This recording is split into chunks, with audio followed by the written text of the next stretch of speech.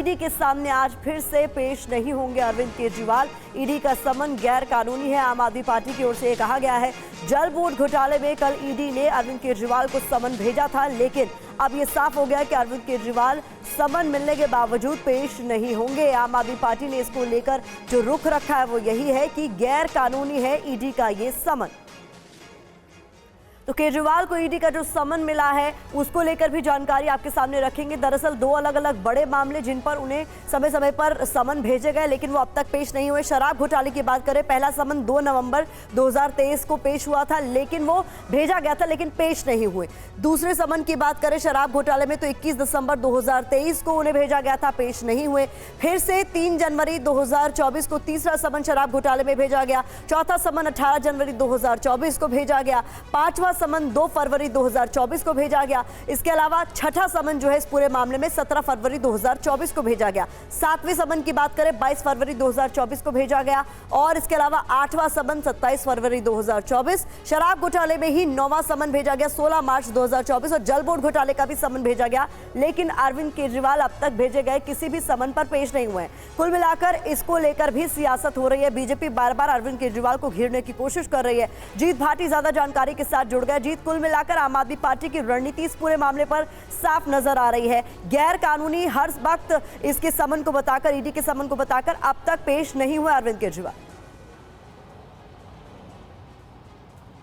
बिल्कुल, देखिए आम आदमी पार्टी ने वही रुख अपनाया है जो आबकारी मामले हम देख रहे थे। अभी तक 9 समन हो चुके हैं और 8 पर उनकी जेल नहीं गए। 9वां समन 21 मार्च के लिए है, लेकिन देखिए शनिवार शाम को ही जल बोर्ड मामले में भी 18 यानी कि आज के लिए समन भेजा गया था, लेकिन आम आदमी पार्टी ने कहा कि ये समन गैर कानूनी है, और साफ तौर पर इस पर आरोप भी लगाया कि बीजेपी जो है वो जांच एजेंसी का इस्तेमाल कर कर चुनाव में बढ़त हासिल करना चाहती है, आम आदमी पार्टी को रोकना चाहती है, इसलिए समन भेजे जा रहे हैं। वहीं उन्होंने इस बात का भी जिक्र किया कि जब पिछले मामले में आप बार बार समन भेज रहे थे, मामला कोर्ट गया और समन की अवहेलना के मामले में अरविंद केजरीवाल को जमानत भी मिल चुकी है, तो फिर क्यों बार बार समन भेज रहे हैं? हालांकि दोनों मामले अलग अलग है, लेकिन इससे स्पष्ट हो जाता है कि आम आदमी पार्टी का रुख वही है, अरविंद केजरीवाल का रुख वही है।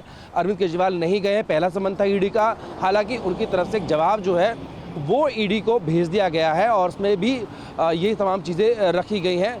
एक तरह से देखें तो ईडी ने अरविंद केजरीवाल के खिलाफ दोहरा मोर्चा खोल लिया है। देखिए आम आदमी पार्टी की तमाम जो चीज़ें चल रही हैं उसको लेकर के ईडी ने जब पहला समन जो है अरविंद केजरीवाल को 2 नवंबर को भेजा था पूछताछ के लिए, उसमें नहीं गए। उसके लगातार समन आते रहे, लेकिन वो नहीं गए, उसके बाद कोर्ट पहुंची थी।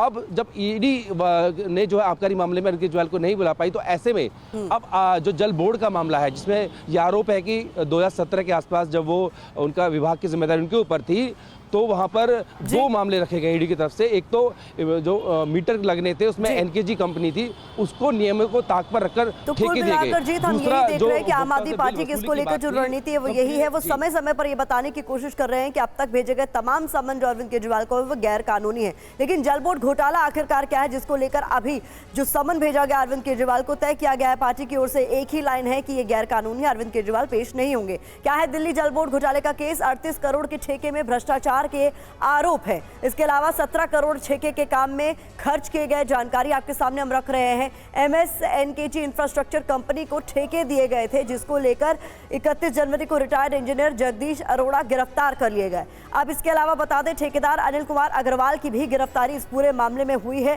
केजरीवाल के निजी सहायक के आवास पर भी तलाशी अभियान चलाया गया था। ऊंची दरों पर जल बोर्ड के ठेके देने के आरोप है इस पूरे मामले में, जिसको लेकर अरविंद केजरीवाल को भी पूछताछ में शामिल होने के लिए समन भेजा गया। केजरीवाल सरकार पर रिश्वत लेने के गंभीर आरोप भी लगाए गए हैं। तो कुल मिलाकर लगातार समन भेजे जाने के बाद भी अरविंद केजरीवाल नहीं पहुंचे हैं ईडी की पूछताछ में शामिल होने के लिए, और इसको लेकर भी जोरदार सियासत हो रही है।